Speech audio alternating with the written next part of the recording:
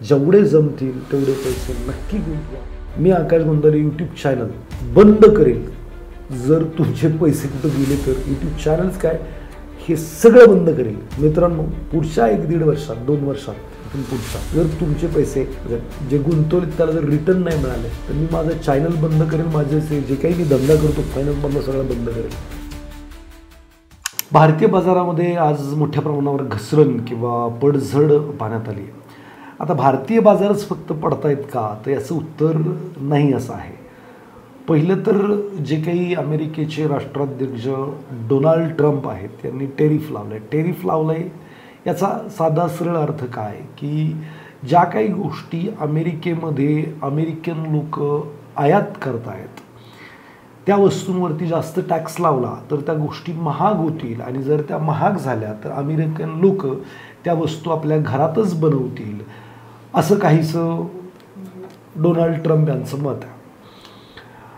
खरं पाहता हे भारताने अगोदरच केलेलं आहे. भारताने याच्यापूर्वीच बऱ्याचशा देशांना टॅरिफ लावलेले आहेत किंवा भारतामध्ये जे काही लक्झरियस आयटम येतात किंवा ज्या काही गोष्टी येतात मेजरली त्यांच्यावरती मोठं टॅरिफ लावलेलं असतं आणि मग भारतीय लोक फॉरेनवरून आलेल्या गोष्टी जर घेत असतील तर त्याच्यावर टॅरिफ लागतं. त्याच्यामुळं भारत स्वयंपूर्ण वगैरे असं काही भारतात मेक इन इंडिया वगैरे सगळं आपण केलेलं आहे. तसंच काहीसं डोनाल्ड ट्रम्पच्या डोक्यात आहे आणि त्यांनी ते तसं तिकडं जाहीर केलं किंवा इतर देशांवरती ते मांडण्यात आलं.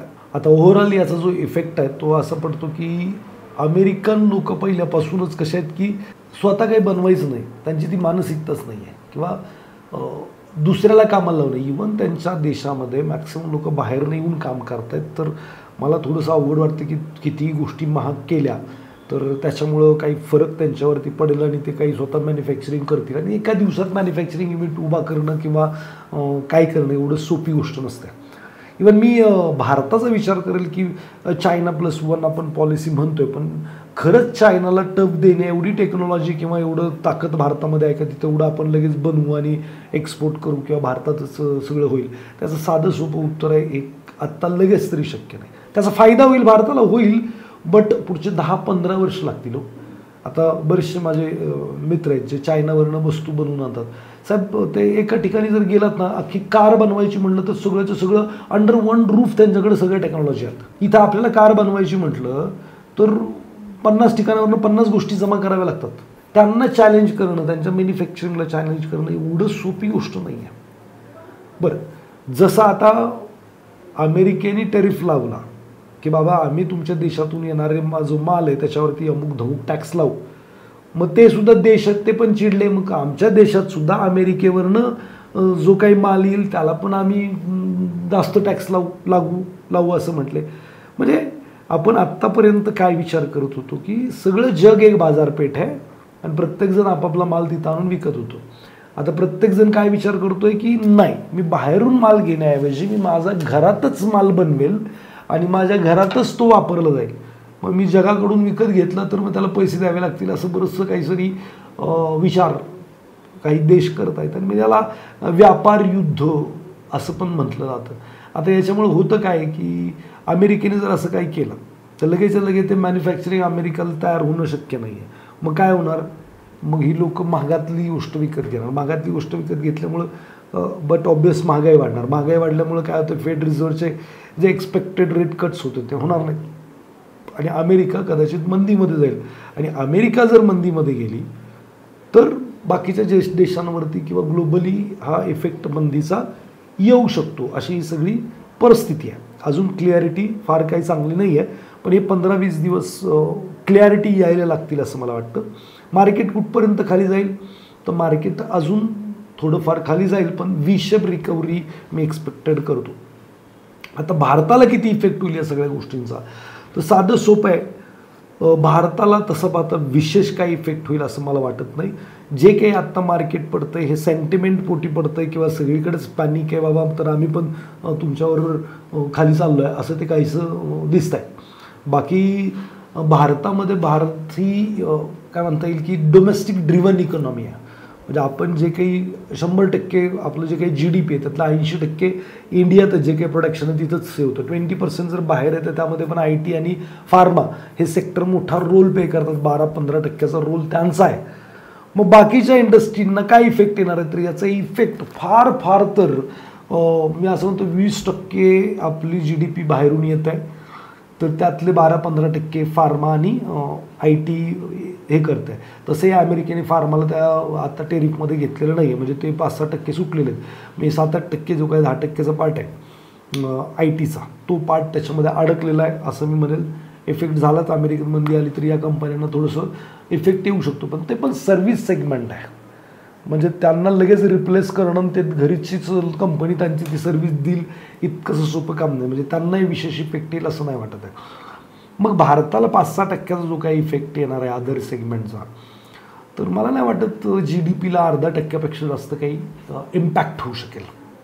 मग जर GDPला भारताचा इम्पॅक्ट नाही होणार तर मग प्रॉब्लेम काय? तर प्रॉब्लेम एवढाच आहे की सेंटिमेंट आहेत वर्ल्ड वाईड. खरंच जर लोक म्हणत आहेत तशी अमेरिकेत मंदी आली तर होऊ शकतं भारताला मार्केटला 1 वर्षभर 1.5 वर्ष थोडंसं खेळावं लागेल इथेच. बाकी याच्या पुढे काय म्हणाल तर काही नाही आहे. आपण जे काही बनवतो ते इथंच आपणच कन्झ्युम करतो. जगात तसेही आपण फार काही विकतोय आणि फार काही डिमांड आहे आपल्या गोष्टींना असं काही अजून तरी नाही आहे. डिमांड होती किंवा जिथं काय होतं तिथं आपण सर्व्हिसमध्येच होतो, ITला त्याच्या पलीकडे काही नाही. Moral of the story, market काय करणार? मार्केट आत्ता स्टेबल व्हायला, शांतीला घ्यायला मार्केटलाही 15 दिवस लागतील. अमेरिकेमध्ये प्रोटेस्ट चालू झालेला आहे. 122 ठिकाणी संप आणि स्ट्राईक किंवा ते रस्त्यावरती लोक उतरले त्या टेरिफच्या विरोधात. मग त्या लोकांना शांत करायचं म्हणजे काय करायला लागेल? कुठंतरी ॲडजस्टमेंट डोनाल्ड ट्रम्प सरकारला करावी लागेल. जर नाही केली तर ती लोक आतमध्ये जातील आणि शांत बसतील, असं काय होणार नाही. दुसरं, बाकीचे देशसुद्धा अमेरिकेविरुद्ध टेरिफ लावत आहेत. मग कुठेतरी यांचं बार्गेनिंग व्हायला पाहिजे. बार्गेनिंग म्हणजे काय? बाबा मी एवढं कमी करतो, तू एवढं कमी कर, असं करू तसं करू, काहीतरी मध्य मार्ग साधला गेला पाहिजे. बरं, या टेरिफनी सगळ्यात जास्त जर फायदा कोणाचा होणार आहे, कोणत्या इकॉनॉमीचा, तर तो भारतीय इकॉनॉमीचा होणार आहे. म्हणजे जिथं आपण एक्सपोर्ट करतच नव्हतो अशा कितीतरी सेगमेंटमध्ये आपल्यावरती टेरिफ लागलेलाच नाही. म्हणजे आपला माल हा स्वस्तात विकला जाऊ शकतो. म्हणजे समजा चप्पल बूट एरिया आहे, तर चायना सगळ्यात जास्त अमेरिकेला एक्सपोर्ट करत होतं, तर चायनावरती तो टॅक्स किंवा टेरिफ लागला, पण ते चायनाचे चप्पल बूट घेणं महाग झालं एक्झाम्पल, तर भारतीय कंपन्यांना स्कोप आहे की ते तिकडे जाऊन स्वस्तात विकू शकतील. तर असा बराचसा स्कोपसुद्धा ओपन झालेला आहे.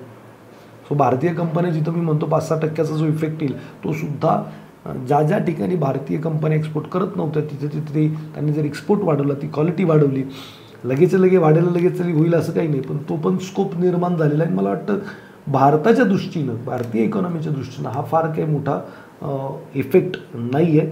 फक्त सेंटिमेंट पोटी आता FII जे एक्सपेक्टेड होतं की यार अमेरिकेमध्ये इंटरेस्ट रेट कमी होतील आणि मग त्यांचं आणि आपलं मार्केट थोडंसं चांगलं दिसेल आणि मग ते तिकडनं इकडे येतील, तर तो स्कोप थोडासा कमी दिसतो. किंवा जर सगळेच देश असं करायला लागले माझ्या पुरतं, तर ग्लोबल जे मार्केट आपण म्हणतो ते ग्लोबल न राहता मग ते कुठंतरी व्यापारिक युद्ध सदृश्य परिस्थिती निर्माण होते. मग करन्सी डिप्रिशिएट होऊ शकतात, म्हणजे कराव्या लागू शकतात, अशा बऱ्याचशा अनसर्टनिटीज दिसत आहेत.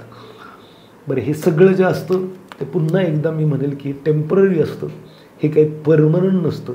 कारण मी 22 वर्षाला मार्केटमध्ये बघतोय हे सगळं, काहीही येतं, असं वाटतं की संपलं, पण पुन्हा एकदा काय होतं, रुटीनवरती गाडी येईल. इथं सुद्धा कुठेतरी ॲडजस्टमेंट होतील, रुटीनवरती गाडी येईल. आपण करायचं काय, तर आपलं जे काही मार्केट आहे याच्यावरती विश्वास ठेवायचा, इन्व्हेस्टमेंट्स करायचा. आता हे सगळं झालं आहे त्याच्यामुळं मार्केट बुडणार आहे का, त्याचं उत्तर नाही असं आहे. सगळ्या कंपन्या बंद पडणार, रोजगार संपणार, प्रोडक्शन नसणार, कन्झम्पशन नसणार, इकॉनॉमी नसणार, अशी काही परिस्थिती होणार नाही आहे. माझ्या मते इन्व्हेस्टरांना ही गोल्डन अपॉर्च्युनिटी असते इन्व्हेस्टमेंट करण्याची. आता बघा, गरीब लोक गरीब राहतात, श्रीमंत लोक श्रीमंत होतात. त्याचं साधं सोपं कारण आहे की गरीब लोक असतात ना, ती लोक जेव्हा संधी येते त्या संधीबद्दलची त्यांना भीती वाटते, चिंता वाटते.